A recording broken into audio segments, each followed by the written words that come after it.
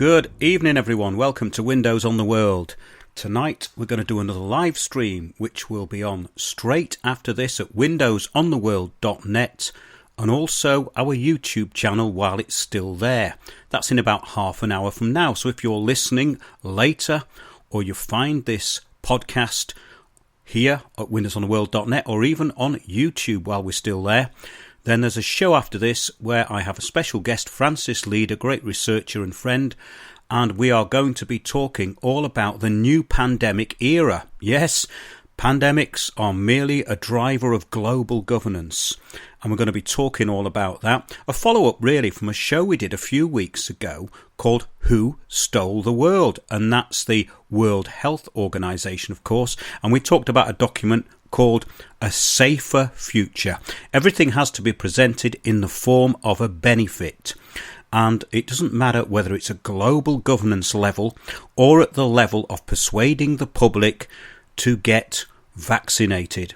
It's all for the common good, and you're very selfish, very irresponsible, and very full of hate if you don't join in. That's the communitarian system, and I did a show with Richard Willits of Glitch in the Code a few weeks ago, and I was very pleased with it actually because we covered communitarianism. Richard was very good on that at interviewing me, bringing out the most important aspects, and a very good chat we had. And also, check out last week's show and the week before. We've done a lot of interesting stuff lately, and actually, if you've got a few hours to spend, go back into the archive and look where this all started, because the sort of stuff that we've been talking about for the past 10 years, other people have started talking about now. Even mainstream journalists like Delingpole, he started going into global governance. Well, we were at it a long time ago. And if you go back into those shows, you'll find references to papers, documents, things like the Rio Conference of 92. And even before that, we talk about a lot of the things that actually sort of structured this whole new global governance system. Documents like Our Common Future in 1987. We talk about this stuff quite a lot on the show, so I won't go into it tonight. But yes, another aspect of the COVID era is that it's proving useful in sweeping away sort of needless associations. Isn't there a sense of urgency now to actually focus on the things that really matter rather than trivia? And there are still people out there who are focusing on trivia.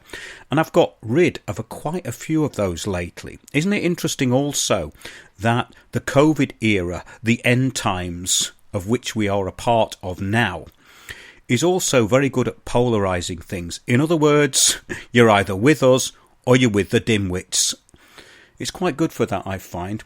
But yeah, needless associations, the small thinkers, are now a major irritant. Have you had friends like that, where for years and years you've kind of tolerated them as long as you didn't have to see them that often? Now they're getting very obsessed about the virus and the vaccine virus, and they are now joining in with the masked masses and basically wanting to be good communitarians and not seeing what this is all about. Have you got rid of a few of those this week, or of the past few months, or even the last year?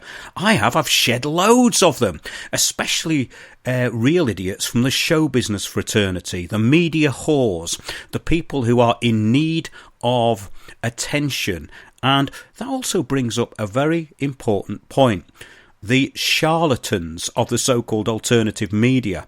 I don't think I'll even bother mentioning them, but, from the Galactic Federation to people who talk about the deep state being overthrown. And yes, one of them who actually thinks that he's got an inside angle with very secret people. Well, there's a few of those, isn't there? There's the CIA pet hamster. Have you seen him?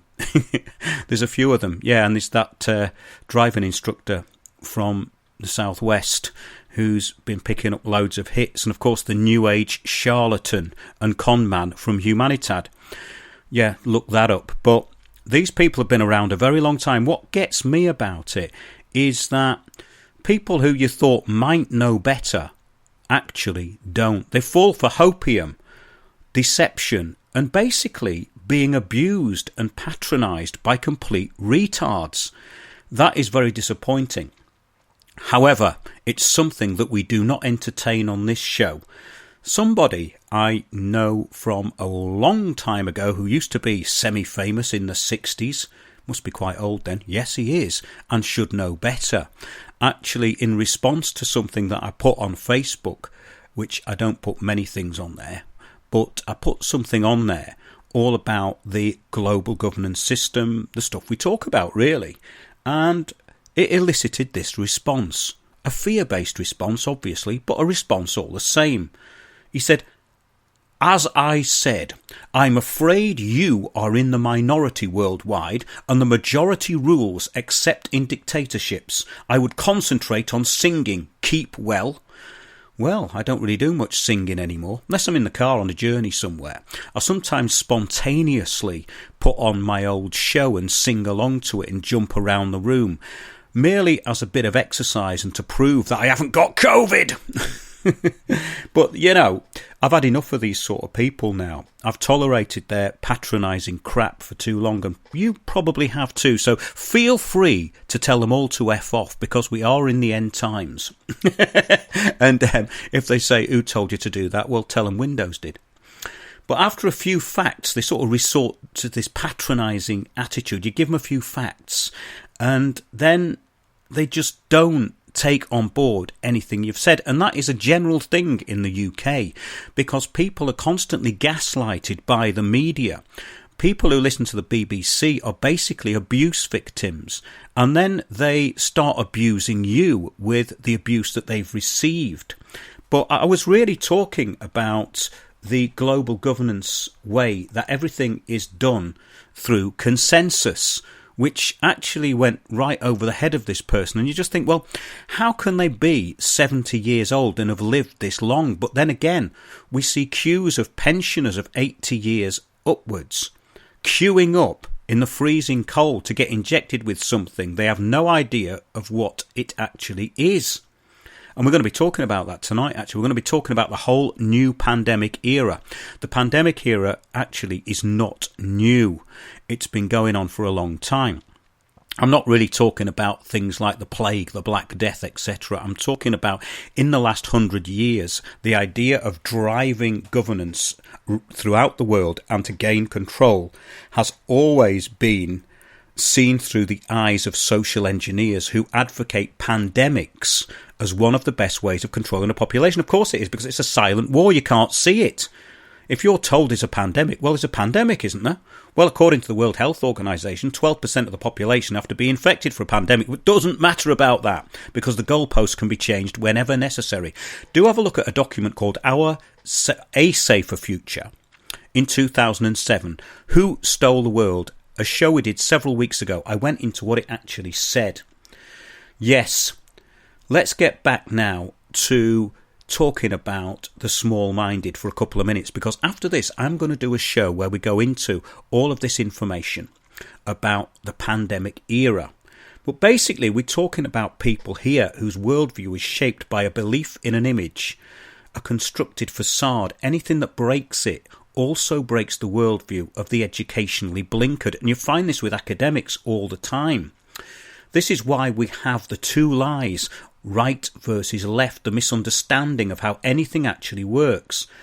The useful idiots of the perceived right versus the useful idiots of the perceived left. So it wouldn't really matter if you got some leftist idiot like Jeremy Corbyn and pitted it against a libertarian idiot or slightly right-leaning idiot like Peter Hitchens. Neither of them know how anything works, which is why they're there. But basically it's the same with all media. Anything bigger than this kind of idea gets completely left out. You go to your local politician and talk about Agenda 21, Agenda 2030, and they'll say, yes, that's sustainable development, but they don't know that it's a depopulation program. And if you say that, they will actually shout you down as a conspiracy theorist, because they're idiots, because they don't look at a bigger picture, and are unable to join the dots, which is the whole point of how media actually puts things across, because you're given one narrative and it's very, very narrow. And it's the same with all media. Doesn't matter whether it's mainstream or so-called alternative. The gatekeepers are omnipresent. The facts are few and far between. Well, except, of course, on our channel and a few others. Even in the middle of a mass cull on the back of coercion into a scenario, which is what COVID-19 is all about. There's still these hopium addicts clinging to fantasy after fantasy. There's no difference between those queuing up for the jab and those believing that the deep state is coming down or there's going to be some kind of intervention. No, the cavalry aren't coming. It's actually up to you. That's what this is all about. It's about your response to what's going on around you. You cannot blame anything else. If you do that, you might as well join the consensus and be part of the big communitarian hive mind, which means that you have to be dictated to by global governance and the group structure, which is what they call a community, the global community. But there's no difference, between those queuing up for the jab and those believing the deep state is coming down, or there's going to be a galactic shift, or the Greys are going to liberate everyone from the underground bases, or whatever it is this week. These people mix everything up. So the New Age mixes up kind of deep state theories with alien intervention and New Age crap about positive thinking. Nothing wrong with positive thinking, but the way it's presented through the New Age is all about narcissistic self-examination and projection. The mixture of fantasy and reality is very, very dangerous, and people don't seem to want to hear facts, do they? If you give them a fact, it's not really dressed up enough. They want something with bells on it.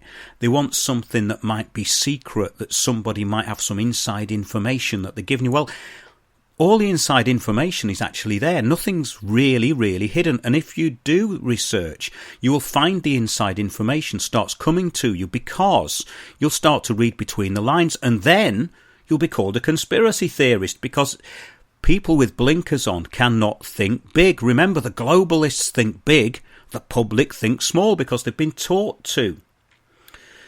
The dribbling fantasies and the barefaced lies, though, of some of the hopium merchants are just as bad as the BBC, SAGE, the Scientific and Steering Group, and the Psychological Behavioural Unit, SO15, I think they call it, 7-7 Brigade. All of these people who are employed to control the narrative of public opinion are working in this very narrow confine. And once you start seeing outside it, you can actually do what they call, unconventional warfare with them. But yeah, the clickbait and subscription collectors, there's loads of those around at the moment, aren't there? A motley bunch of special needs fantasists, narcissists, and downright evil charlatans. But it's strange how people defend charlatans who lie and abuse their hospitality. It is a bit like being in an abusive relationship. They start to take any little tidbit that they're thrown, and they start forgiving the charlatans who lie to them constantly on YouTube or whatever platform they're on. BitChute, doesn't really matter. But these charlatans who constantly pile on this garbage that never comes true are defended by those who they are abusing, just like in any abusive relationship. We're going to be talking tonight about the emergence of the zoonotic disease threat. Yes, the transmission of so-called viruses and bacteria, germs, to humans. And this is a massive thing. The UN have been talking about it for years. We're going to be looking at it. I'm going to give you a bit of a primer, because we're going to be going live on our YouTube channel, but more importantly at windowsontheworld.net after this radio show. But we are part of a new pandemic era. Do take a look at that show, Who Stole the World, in our archive. And it describes a paper called A Safer Future, where they described how countries would be brought into line under global governance through, yes, the threat of a pandemic. Not a pandemic itself, but the threat of a pandemic. In other words, if you do something we do not like, who's we? Well, the global governance system, the WHO, the UN. We've now got the World Economic Forum, who've partnership with the UN. And these people are feeding public opinion through the media, through NGOs, and through all of the systems that have been put in place through sustainable development. Well, for instance, go and talk to anybody about climate change. They will believe it. They will not believe you that the climate change agenda was merely to steer a new form of governance and to get the human population to be ready to cull itself. That's all this is. It's quite simple. But if you put it in simplistic terms, the public don't like it. Doesn't sound very fluffy. Sustainable development, let's save the planet. That's what they want to hear. They don't want to hear that they're not saving the planet. It's got nothing to do with saving the planet, but it's actually to do with getting them off the planet. Then you've got all of these very entitled middle class people who support these sort of organisations like Sir David Attenborough presents for, which is like the population reduction organisations which masquerade as charities, the ultimate population and population matters. These sort of groups have been around a long time, and they all came out on the back of the environmental movement being mentored into the programme through useful idiots. But yes, that's a very good way of describing it. I think to start with, the pandemic scenario has been the most successful driver of technocracy. Nothing can touch the COVID-19 era to sweep away the established order and usher in the reset, the fourth industrial revolution, basically the mass culling of the population, along with the new biometric global health security system, tracked and monitored in real time in AI. I walked through the City of London the other day. Isn't it amazing? All of those glass towers are empty. Where are the people? Where are the people who work in those offices? They're at home. Offices are not necessary anymore. Within a year, the public have been trained to stay in, work from home, not go out. There will no more be any places to socialise. Central London's like a ghost town. I've never been able to take photographs like I took the other week, even at 4 a.m. in the morning, behind the Garrick Theatre, where there's usually a few people walking about. Absolute ghost town. All the centre of London, including Trafalgar Square, including Leicester Square. Once you get into the streets, it's absolutely amazing. It is like one of those dystopian nightmares. Wait a minute. It is a dystopian nightmare. But yes, we're going to talk a little bit about a safer future, just to prime you for the show. 2007, it was called the Global Public Health Security in the 21st Century. And there's an overall goal of global public health security, which is what we're doing now. The whole of this idea that you're going to have this vaccination ID came from papers such as this.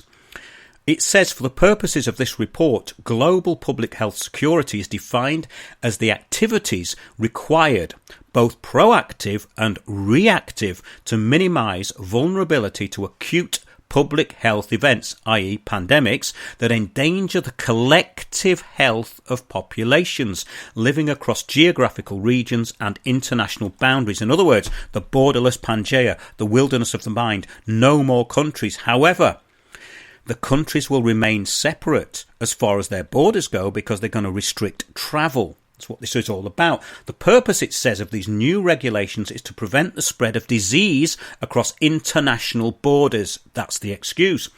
They are a vital legislative instrument of global public health security. Remember that, global public health security, providing the necessary global framework to prevent, detect, assess and, if necessary, provide a coordinated response to events that may constitute a public health emergency of international concern.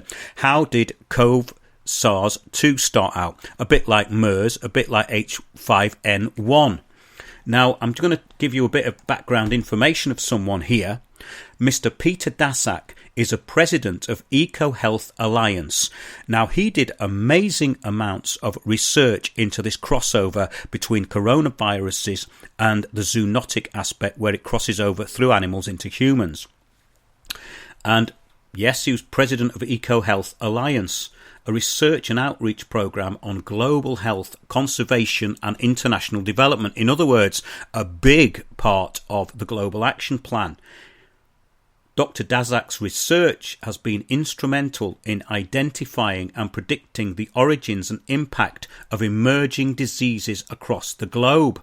This includes identifying the bat origin of SARS, the drivers of Nipah virus emergence, publishing the first global emerging disease hotspots map, discovering SADS coronavirus, designing a strategy to identify the number of unknown viruses in wildlife, launching the Global Virome Project, identifying the first case of a species extinction due to disease, and discovering the disease Chytridiomycosis, yes, Chytridiomycosis actually it's called, as the cause of global amphibian global amphibian declines. It says the cause of, not very well worded that, amphibians in decline through this disease. He is one of the founders of the field of conservation medicine and has been instrumental in the growth of eco-health, One Health, and now planetary health. So this fella is a big part of the global governance system. So this is the sort of person that the UN, the World Health Organization, have on board. In Wuhan, when this so-called virus was discovered, it was discovered by the Centers for Disease Control Special Investigation Unit. When you look at A Safer Future, the 2007 document from the World Health Organization, they clearly state that they are going to be looking for the beginnings of pandemics. And what do pandemics create? Pandemics create global governance, vaccination for all, global health security. Now, quite interestingly, it says this approach is informed by a perspective on emerging infectious disease research that sees problems of human and animal disease as intimately linked, exacerbated by ecological change. There's your driver. Climate change is also driving human to animal, animal to human zoonotic diseases. We are going to be taken off the land on the back of zoonotic diseases. That's also part of it.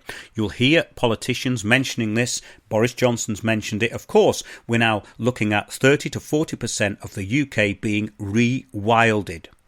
Have a think about that. That means back to nature. That means you're not allowed on it. That means there's no farming. Okay, with this in mind, Dr. Daszak led the research that produced the first ever global emerging disease hotspots map. Yes, that's quite important because that's exactly the sort of information that the World Health Organization need to pinpoint and target their beginnings of a pandemic. Now also, the papers that Dr. Daszak actually produced, and you can find this at projectreporter.nih.gov/project.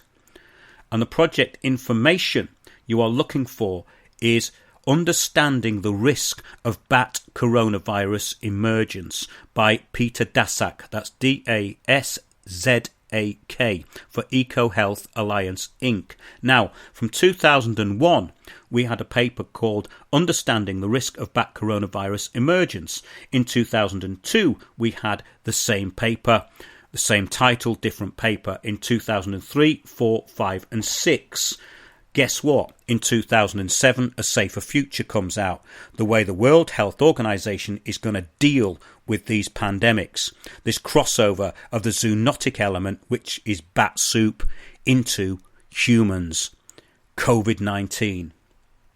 Okay, now Dr. Fauci commissioned in 2004 gain-of-function virus research, which led into all this at the Wuhan Institute in direct contravention of the Obama administration ban.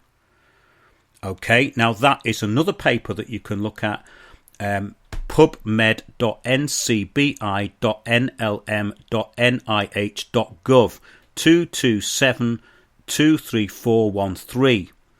So I might actually put some of these links in after the show. I'll put them onto our YouTube and also into the chat. Might even put it out as an article at windowsontheworld.net, because these are incredible links. They were sent to me by a good friend of the show. So thanks for that. And I hadn't had a chance to go through this, but it links in so much with what we're saying. It's quite incredible. Now listen to this one. Project number 1R01AL, I think it's AI111, no, AI1109640/01. project leader Peter Daszak, Understanding the Risk of Bat Coronavirus Emergence. Now, this is one of these papers I was talking about. This paper, I think, came out, when did it come out, this one? I think about 2012. But we're looking here at a description of what it's about. The project will examine the risk of future coronavirus emergence from wildlife using in-depth field investigations across the human-wildlife interface in China, molecular characterization of novel coronaviruses and host receptor binding domain genes, mathematical models of transmission and evolution, and in vitro and in vivo laboratory studies of host range. Zoonotic COVs are a significant threat to global health, as demonstrated with the emergence of pandemic severe acute respiratory syndrome coronavirus SARS-CoV-2 in China in 2002, and the recent and ongoing emergence of Middle East respiratory syndrome MERS-CoV. Bats appear to be the natural reservoir of these viruses, and hundreds of novel bat coronaviruses have been discovered in the last 2 decades. That's hundreds. Bats and other wildlife species are hunted, traded, butchered and consumed across Asia, creating a large-scale human-wildlife interface and high risk of future emergence of novel coronaviruses. A large number of SARS-related coronaviruses have been detected in horseshoe bats since 2005 in different areas of China. However, these bats, SARS-CoVs, show sequence differences from SARS coronavirus SARS-CoV in different genes. It goes on. Increasing evidence has been gathered to support the bat origin of SARS coronavirus in the past decade. However, none of the currently known SARS-CoVs, SARS/CoV, is thought to be the direct ancestor of SARS-CoV. Herein, we report the identification of a diverse group of bat SARS-CoVs in a single case in Yunnan in China. Highly pathogenic avian influenza, this is H5N1 virus, can cause morbidity and mortality in humans, but thus far has not acquired the ability to be transmitted by aerosol or respiratory droplets. Airborne transmission, in other words, between humans. That's very interesting, isn't it? So H5N1 could not be transmitted in the way that they're saying SARS-CoV-2 is transmitted through humans. This is why the World Health Organization was saying that masks were pointless and a waste of time.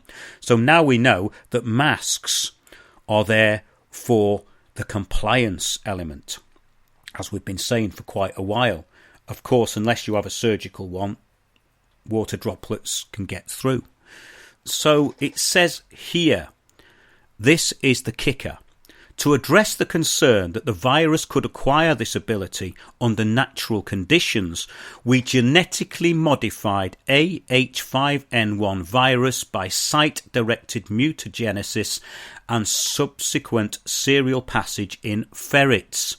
The genetically modified H5N1 virus acquired mutations during passage in ferrets, ultimately becoming airborne transmissible in ferrets. Thus, avian H5N1 influenza viruses can acquire the capacity for airborne transmission between mammals without recombination in an intermediate host, and therefore constitute a risk for human pandemic influenza. And by November 2017, a paper showed that the gain-of-function research commissioned by Dr. Fauci produced lab-made viruses with the characteristics of the pandemic virus. I don't think we have to go any further with that, because we're going to get on to our next show, which is next in the list after this, if you're looking at us on YouTube. My guest is going to be Frances Leader. We're going to be talking more about this and her research. I hope you enjoyed that and found it useful as a tool to understand what has been going on over the past year and how we got to this point, because the zoonotic disease element and the pandemic element are key to global governance and the global health security system. So thanks a lot, everybody. I'll see you in the next show. Thanks to everyone in chat. I'll be having a look at that in a minute.